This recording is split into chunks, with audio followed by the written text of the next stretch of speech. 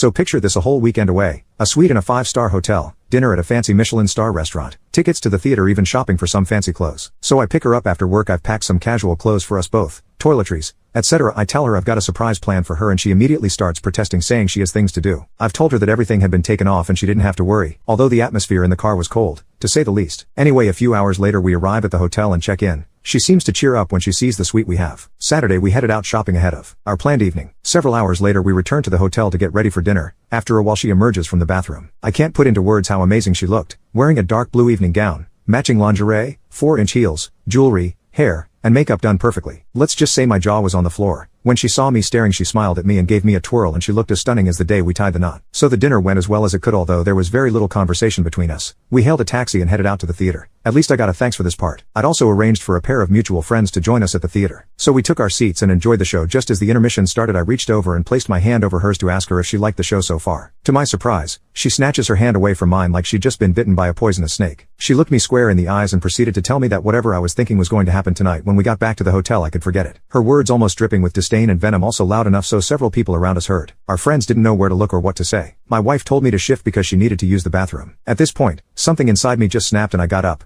apologized to our friends, informing them I was leaving and I hoped they enjoyed the rest of the show. Informing me they'd told my wife that I'd left and that she just shrugged her shoulders. Still seething with mounting anger, I decided I was heading home. So I packed my clothes, caught a taxi to the nearest train station, and managed to get the last train home. This morning I made the decision to relocate to the guest room. I noticed I needed some new bedroom furniture, so I headed down to IKEA. I've given up building flat packs for the day. My wife, however, has asked what the new furniture is, but I think she realized when she noticed my clothes and other personal items weren't in the master bedroom. She didn't say anything to me until about an hour ago when she asked me why I was being so childish. I politely explained the previous canceled date nights in favor of her friends, and she, in my opinion, completely unnecessarily outburst at me during the intermission at the theater. She just shrugged her shoulders again and asked if intimacy was all I was interested in. I brought up the issue of her attitude when I picked her up from work Friday afternoon with the intent of surprising her. She told me to deal with it. Update 1. My wife's best friend contacted me and asked what had gone on, as apparently my wife had told her only part of what happened. So I filled her in on all the gory details. To say she was shocked was an understatement. She proceeded to ask me what I planned to do, considering I was planning a trip to Paris for our anniversary later in the year. I stated that the trip wasn't going ahead because of her actions at the theater. My darling wife still hasn't apologized for her actions/outburst. She still claims that she may have overreacted slightly, to her exact words. Beth promptly called my wife and put her on speakerphone. My wife doesn't respect me and humiliates me in front of my friends. I've also spoken to a solicitor concerning a separation and eventual divorce. I recently renewed my passport, and when it arrived, my wife's first reaction was to ask if the trip to Paris was back on. I replied, or rather snapped back at her, that no, it wasn't back on and the possibility of it ever being planned again was virtually zero. She then proceeded to ask if that was the case and why did I bother renewing my passport. I replied by stating that I have almost 2 months of holiday time saved up from last year and this year, so I'm planning on flying out to California to see an old friend. Her jaw dropped to the floor. She appeared to be trying to say something, but nothing was coming out. Yesterday morning when I got in from work, I found her sitting at the kitchen table along with Beth. My wife appeared to have been crying by the look of her eyes and face. I then reached into my bag, pulled out 2 A4 envelopes, and placed them on the table in front of her. I then explained the contents of the envelopes. The first one contained a rough draft of a separation agreement drawn up by my lawyer, which would likely end in us getting divorced. At hearing my words, she started bawling her eyes out again. Her friend calmed her down and asked her what she thought I'd do, as she mentioned that during our conversation Beth had picked up on my cold demeanor and tone. Beth also suggested that my wife had pushed me too far when she humiliated me in front of our friends after I went to the trouble of organizing everything, which, it turns out, by my wife's admission,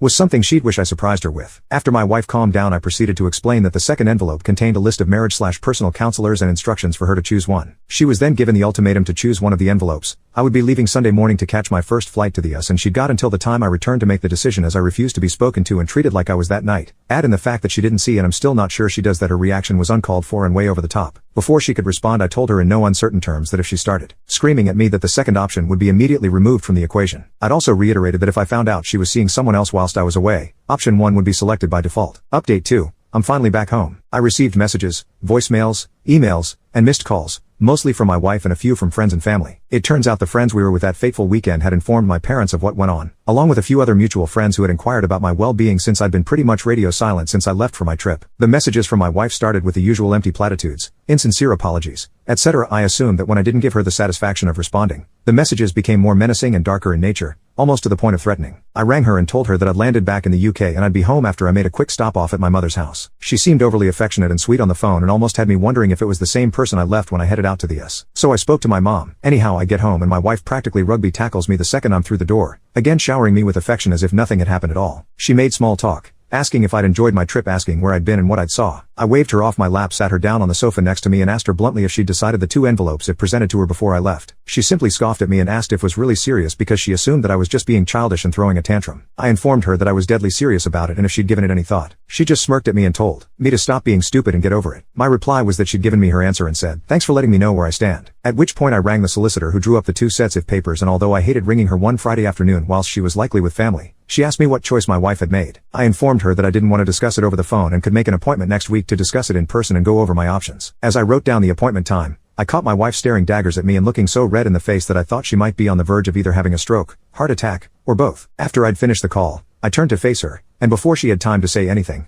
I told her she'd made her choice and that I was serious about it. Later, I heard on the phone sobbing to her best friend about the situation, asking for help on how she could fix the situation. I couldn't hear the other half of the conversation, but from the sobs my wife was making, I could only assume that the advice wasn't what she wanted to hear.